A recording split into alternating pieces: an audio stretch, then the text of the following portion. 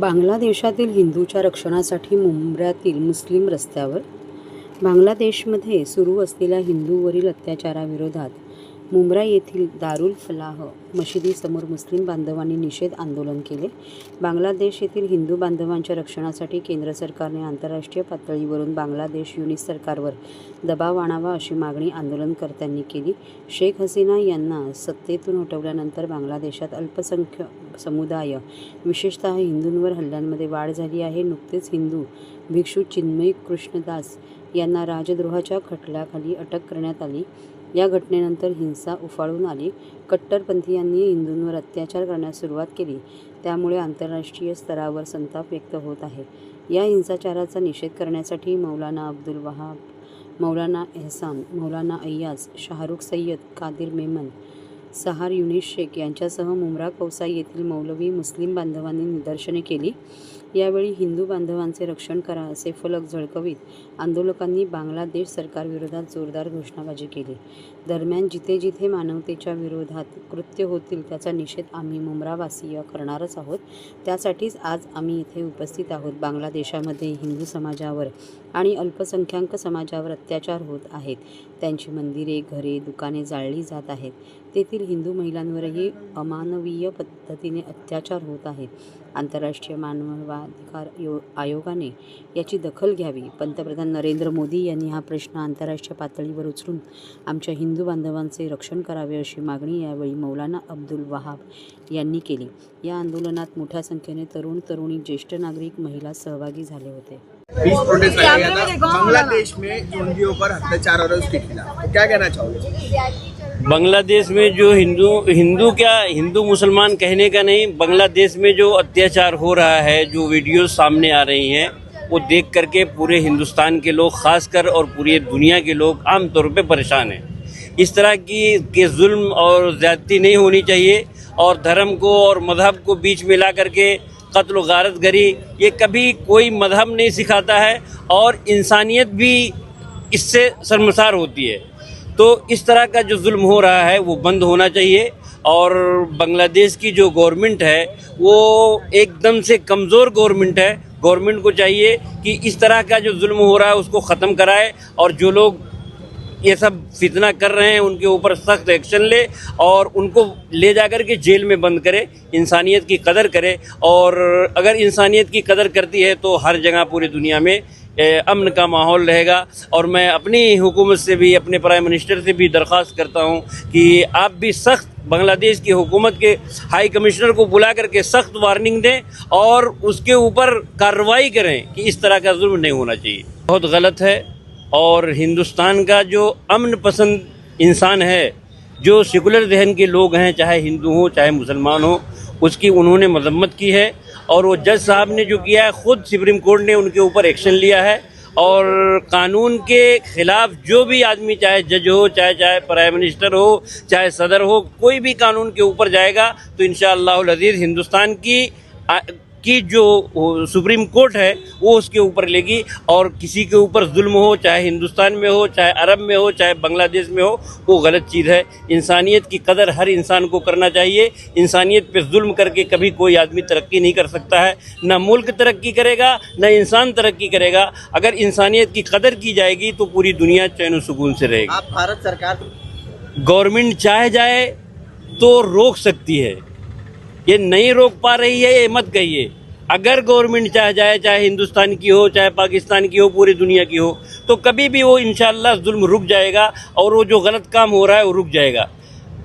चाहना चाहिए, हमारे प्राइम मिनिस्टर को भी चाहना चाहिए और वहाँ के भी प्राइम मिनिस्टर को भी चाहना चाहिए कि हाँ, ये जुल्म और इस्तिबदाद ना हो और दुनिया के अंदर चैन और सुकून हो. आपने तो कोई लेटर नहीं दिया है, लेकिन इंशाअल्लाहुल अज़ीज़ हमारी जमीयत उलमा हिंद इंशाअल्लाह सदर जमहूरिया को लेटर देगी, प्राइम मिनिस्टर को लेटर देगी और इस तरह का जुल्म ना कभी कोई बर्दाश्त करता है, ना कोई जमात बर्दाश्त करेगी.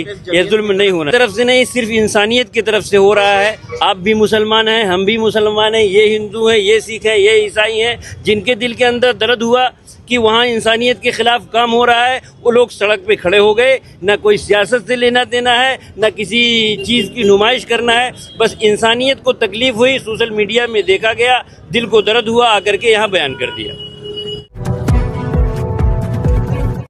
महाराष्ट्रातील भगिनींना आधार देणारी राज्य शासनाची मुख्यमंत्री माझी लाडकी बहीण योजना.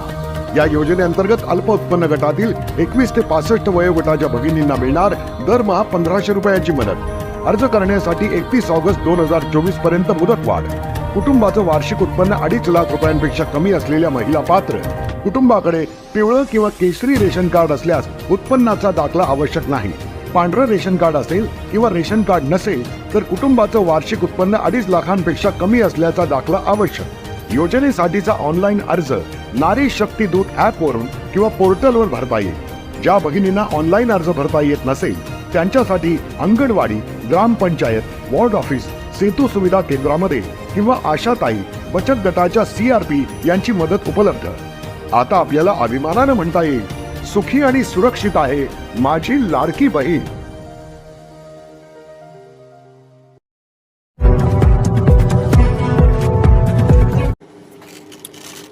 ठाणे जिल्ह्यात कुपोषित बालकांची संख्या घटली.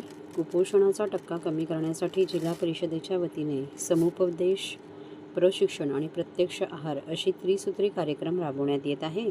यासाठी महिला व बालविकास विभागामार्फत विशेष प्रयत्न सुरू असून ग्रामीण भागातील कुपोषित बालकांची संख्या सप्टेंबर 2024 रोजी अखेर तीव्र कुपोषित सॅम 88 तर मध्यम कुपोषित मॅम 1023 होती, तर नोव्हेंबर 2024 रोजी अखेर तीव्र कुपोषित सॅम 22 तर मध्यम कुपोषित मॅम 62 कुपोषित बालकांची संख्या कमी करण्यात यश आले आहे. जिल्हा परिषदेच्या मुख्य कार्यकारी अधिकारी रोहन घुगे यांच्या मार्गदर्शनाने समुपदेशन, प्रशिक्षण आणि प्रत्यक्ष आहार अशी त्रिसूत्री कार्यक्रम 1647 अंगणवाडीतील 83,427 बालकांसाठी राबवण्यात येत आहे.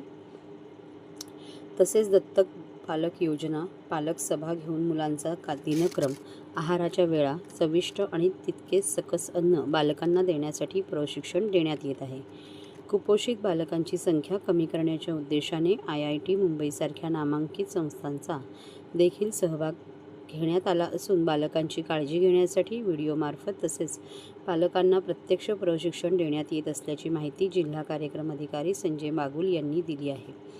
गरोदरपणात मातेला योग्य सकस आहार न मिळाल्यास मूल कुपोषित जन्माला येण्याची शक्यता असते, तर मूल जन्मल्यानंतर त्याला मातेचे पुरेसे दूध व पोषण आहार न मिळाल्यास बालके कुपोषणाच्या विळख्यात अडकू शकतात. त्यामुळे गरोदरपणात व प्रसूतीनंतर मातांना व 6 महिन्यानंतर बालकांना नियमितपणे अंगणवाडी सेवकांमार्फत पोषण किट वाटप करण्यात येत आहे. जिल्हा प्रशासनाकडून गरोदर व स्तनदा मातांना बाळंतविडा, कुपोषित मुलांना पोषक वडी, स्तनदा मातांना पाळणा इत्यादी नाविन्यपूर्ण उपक्रम राबवले जात आहेत. त्याचबरोबर विविध स्वयंसेवी संस्था उदाहरणार्थ स्नेहा फाउंडेशन, अन्नदा फाउंडेशन इत्यादींच्या मदतीने डोळखाम, शहापूर प्रकल्पातील कुपोषित बालकांसाठी कामकाज करण्यात येत आहे. परिणामी प्रतिवर्ष कुपोषित बालकांमध्ये सुधारणा, टक्केवारीत वाढ होत आहे.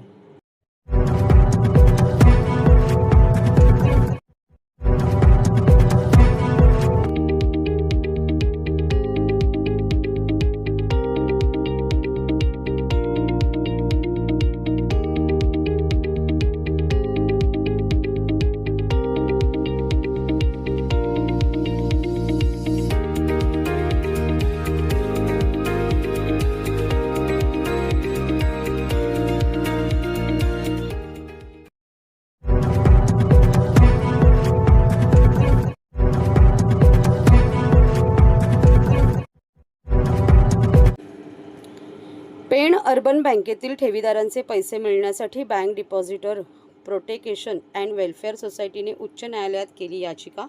पेण अर्बन बँक ठेवीदारांचे पैसे 2012 पासून अडकलेले आहेत. पेण अर्बन 2010 पासून आर्थिक संकटात आहे. त्यामुळे पेण अर्बन बँकेतील ठेवीदारांना न्याय हक्क कोण मिळवून देणार हा खरा प्रश्न आहे. 2022 पासून मुंबई उच्च न्यायालयात याचिका दाखल असताना रिझर्व्ह बँक परवाना रद्द करते, पण याचिका करणारे व सहकार खाते यांच्या अर्जावर मुंबई उच्च न्यायालयात लिक्विडेशनवर स्टे आहे. परिणामी रिझर्व्ह बँक पेण बँकेवर प्रशासक कायम ठेवून जैसे थे धोरण अवलंबिले आहे. 2012 ते 2024 या काळात ठेवीदार, हवालदिल व ज्येष्ठ नागरिक अत्यंत दयनीय अवस्थेतून जात आहेत. त्यामुळे सर्व ठेवीदारांनी रिझर्व्ह बँक गव्हर्नर व केंद्रीय अर्थमंत्री यांना प्रथम विनंती करून पेण अर्बन बँकेची न्यायालयीन कोंडी फोडावली पाहिजे आणि न्यायालयाच्या सत्य बाजू समजावून घेण्यासाठी स्वतंत्र याचिका दाखल केली पाहिजे. सुमारे 1,58,000 ठेवीदारांना रुपये 5 लाखापर्यंतची त्यांची ठेव परत मिळण्याचा मार्ग मोकळा करण्यासाठी याचिका दाखल करण्याचे काम bank depositor protection and welfare society करणार आहे. त्यामुळे पेण अर्बन बँकेतील 98.5% ठेवीदारांना 109% रक्कम परत मिळण्याची शक्यता असल्याची माहिती आज संस्थेचे सचिव विश्वास उट्टगी यांनी व्यक्त केली. पिटिशन दाखल करतो आणि अशी मागणी करतो की 2020 नंतर सीकेबी बँकेच्या लोकांना DICCने 5 लाख रुपये दिले. ती बँक लिक्विडेशनमध्ये आहे. 150 बँका लिक्विडेशनमध्ये गेल्या, त्यांना 5 लाख रुपये मिळाले.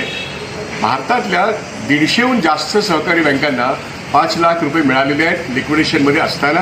आणि ते सुद्धा रिझर्व्ह बँक ऑफ इंडियाने ऑगस्ट 21मध्ये जी या देशाच्या सरकारने कायदा दुरुस्ती केलेली आहे त्या अनुषंगाने एक नोटिफिकेशन काढून ऑगस्ट 21 नंतर ह्या सर्व सहकारी बँकांच्या ठेवीदारांना 5 लाख रुपये दिलेले आहेत. आता हे 5 लाख रुपये ही विम्याची रक्कम आहे आणि ती DICC ही जी संस्था आहे ही रिझर्व्ह बँक ऑफ इंडियाची सबसिडी कंपनी आहे. DICGC म्हणजे काय तर deposit insurance credit guarantee corporation, म्हणजे बँकिंग व्यवस्थेमध्ये सर्व ठेवीदारांच्या वतीने एक विशिष्ट विम्याची रक्कम, लाखाला काही पैसे अशा तऱ्हेने DICC घोळा करते आणि एखादी बँक जेव्हा संकटात येते तेव्हा 5 लाख रुपयापर्यंत रक्कम देणं हा ऑगस्ट 21चा कायदा आहे. पण इथे पेण अर्बनच्या 14 वर्षानंतर या लोकांना काही मिळालं नाही, कारण त्यांच्या बँकेवरती रिझर्व्ह बँक ऑफ इंडियाने लायसन विड्रॉ केल्यानंतर हायकोर्टाने स्टे आणला आहे. हा स्टे उठावा म्हणून आम्ही अर्ज करतो.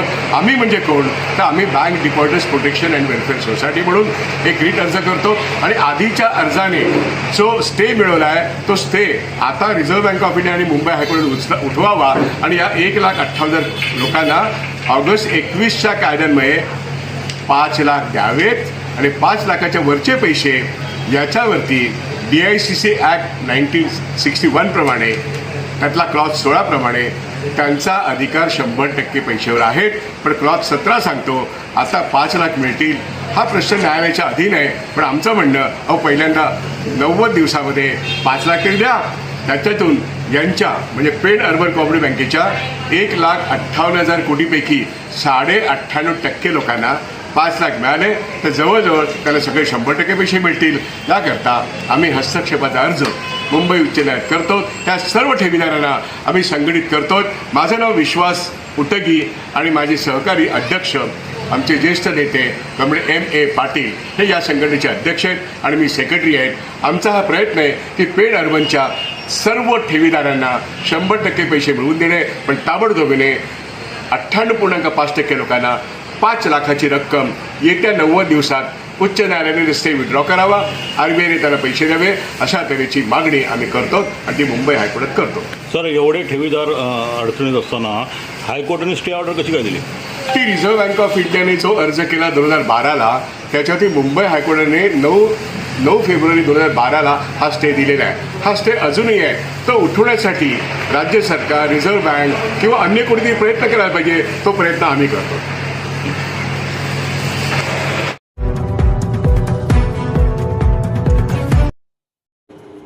क्लस्टर बिल्डरच्या हिताचा मोर्चा भिडला रहिवाशांचा.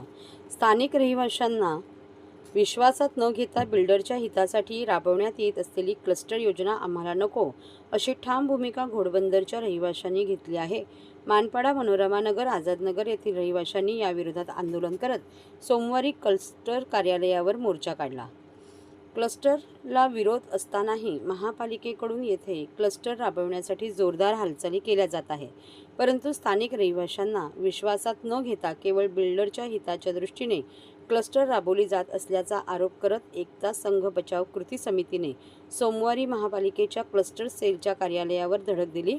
आम्हाला आमच्या जागा द्या, आम्ही करतो आमच्या जागांचा विकास अशा घोषणा देत रहिवाशांनी पुन्हा एकदा क्लस्टर योजनेला विरोध दर्शवला आहे.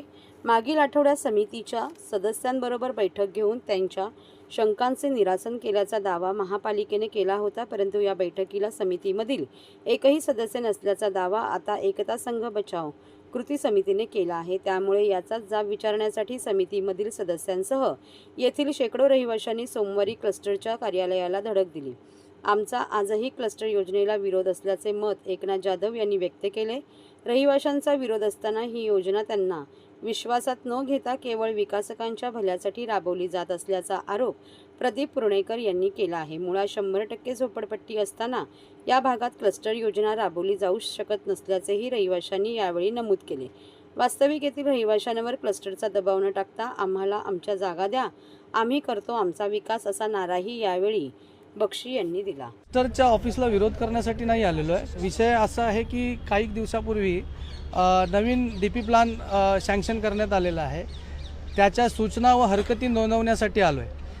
आणि दुसरी गोष्ट की काही 2 दिवसापूर्वी आपल्याच माध्यमातून एक प्रेस नोट निघालेली की गाव बचाव कृती समितीच्या काही सदस्य येऊन महानगरपालिकेच्या क्लस्टरला विरोध जे करत होते किंवा त्यांना ज्या अडचणी सुटत नव्हत्या त्या सोडवण्याचा प्रयत्न इथे येऊन केला. पण हे सरासर खोटं आहे. आमच्या समितीचा एकही व्यक्ती इथे आलेला नाही आहे आणि आम्ही प्रत्यक्षात त्यांना निवेदन देऊन ह्या गोष्टीचा निषेध करण्यासाठी आलेलो आहोत.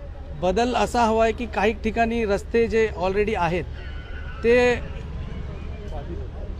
ते रस्ते जे आहेत ते भले मोठे वाढवलेले आहेत, जेणेकरून आम्ही तिथे ग्रामपंचायत काळापासून राहतो आहे. ज्यांची घरं जुनी आहेत, 77पासून काही लोक राहत आहेत, त्यांना तिथे घर त्यांचं राहिलं पाहिजे. त्या गोष्टीसाठी आम्ही धरून बसलेलो आहोत की हे जे विकास आराखडा केलेला आहे हा फक्त आमच्या मनात शंका आहे की हे फक्त बिल्डर लोकांसाठीच हा रस्ता मोठा केला जातो आहे किंवा काही ठिकाणी आरक्षण टाकलेलं जात आहे. गार्डनसाठी आरक्षण आहे, पार्किंगसाठी आरक्षण आहेत. तर ह्या गोष्टी चुकीच्या आहेत, आमच्यावरती अन्यायकारक आहे, बेकायदेशीर आहेत. ह्याचाही आम्ही त्या गोष्टीचं खंडन करतो. यांनी जे काय सगळं करायला घेतलेलं आहे हे लोकांच्या हिताचं नाही आहे. यासाठी आम्ही ह्याचा विरोध करतोय, निषेध करतोय. जवळजवळ DP प्लॅनच्या नुसार साधारणतः 4,500 घरं DP प्लॅनच्या रस्त्यामध्ये जाणार आहेत. आणि काही ठिकाणी जे पार्किंगचं आरक्षण टाकलेलं आहे, काही ठिकाणी गार्डनचं आरक्षण टाकलेलं आहे, काही ठिकाणी TMCचं काही आरक्षण टाकलेलं आहे. त्याच्यामध्ये सरासरी एक आरक्षणाचा विचार केला तर सरासरी 5-5 ह्याचं 5-5 एकरचं ते आरक्षण पडलेलं आहे. काही ठिकाणी त्याच्यापेक्षा जास्तही आरक्षण पडलेलं आहे. तर त्या गोष्टी खरंच खूप चुकीच्या आहेत आणि वर्षानुवर्ष राहणाऱ्या इथं झोपडीधारकाला हा न्याय नक्कीच मिळणार नाही आहे. त्यासाठी आमचा या गोष्टीचा विरोध आहे. पण राहत्या वस्तीतून गेलेत. दुसऱ्या बाजूला मला वाटतं 60 फुटावर एक 9 मीटरचा रस्ता आहे, तर त्याला धरून जुना रस्ता धरून 20 मीटरचा रस्ता केला पाहिजे ना. कारण नवीन बिल्डरच्या ह्याच्या साईडनी 20 मीटरचे रस्ते दिले पाहिजे. जे आहेत त्यांना वाढवा ना, ते 20 मीटरचे करा, कमी लोक बाधित होतील. पण तुम्ही जिथं वस्ती आहे, वस्तीच्या वस्ती, आता एक मानपाडा ते मनोहरनगर एक रोड गेला 20 मीटरचा, पूर्ण वस्ती आहे. बाजूला 13-14 एकरचा बिल्डरचा खाली प्लॉट आहे, त्याच्यातून रस्ता नाही नेला, पण त्याचे बिल्डिंग रस्त्यावर कशी येईल ह्याच्यासाठी रोड नेलेत. आरक्षण आहेत, 7.5 मीटर वाढवलाय, कुठं 9 मीटर वाढवलाय. ठीक आहे, रस्त्याची गरज आहे, आम्हाला पण मान्य आहे. पण आमच्यावर दुविधा संकट काय, क्लस्टरच्या नावाखाली आमच्यावर पहिलाच एक आम्ही विरोध करतोय 8-9 महिन्यापासून, आम्हाला माहीत नव्हतं. आणि त्यात हे DP प्लॅन क्लस्टरमध्ये आम्ही विरोध करतोय. क्लस्टरमध्ये आम्ही निषेध याच्यासाठी व्यक्त करायला आलो. आम्ही एकता संघ गाव बचाव कृती समितीचे सर्व गावकरी आहेत, 16 ते 17 हजाराचा आम्ही मॉब काढला होता, मोर्चा काढला होता. तर हा यांना माहिती आहे. मग हे कोण अधिकाऱ्यांनी मिटिंग घेतली, कोणाला घेतली आणि आमच्या कमिटीचं नाव प्रेसला का दिलं यांनी, ह्या जा विचारायला आम्ही आलो. तर आम्ही येताना बघून इथं कोणीही जबाबदार व्यक्ती नाही. जो त्या खुर्चीवर बसलेला होता ते बोलतो मी नाहीये, मी नाहीये, मी नाहीये. मग आमचं नाव त्या प्रेसमध्ये का दिलं तुम्ही समितीचं? 4 जण, तुम्ही 40,000 लोकांचं भवितव्य ठरू शकत नाही. 4 दलाल 100% त्यांनी 100% विरोध. जर त्यांना तो विरोध कुठल्या मतदान प्रक्रियेतून बघायचा असेल, जसं गावखेड्यामध्ये आडवी बाटली उभी बाटली जशी सरकारची योजना दारूचं दुकान नसेल तर तसं क्लस्टरसाठी यांनी मतदान घ्यावं, हवं का नाही. एक मताने ते आले ना आम्ही सांगू, पण आम्ही त्यांना सांगतो की 80,000 घर आहेत, 40,000 घर आहेत, 40,000तले तुम्ही एक मतं आमची एक्स्ट्राच कोणतरी टाकून जाईल. इतक्या लोकांचा विरोध आहे का, तर नियमितता नाहीये त्याच्यात. क्लस्टरमध्ये पात्रमध्ये याच्यामध्ये कशातच काहीच नाहीये.